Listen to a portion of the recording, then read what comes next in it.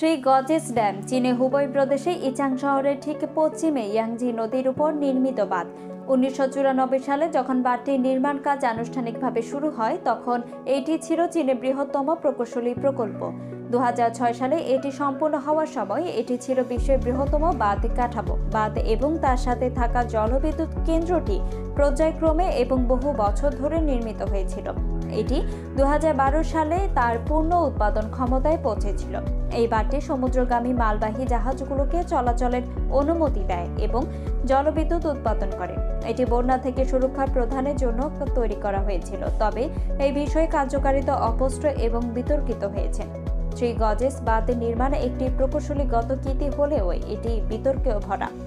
বাঁধের নির্মাণের ফলে কমপক্ষে 13 লাখ মানুষকে বাস্তুচ্যুত হতে হয় এবং প্রাকৃতিক বৈশিষ্ট্য, অসংখ্য বিরূপ স্থাপত্য ও প্রত্নতান্ত্রিক স্থান ধ্বংস হয়ে যায়।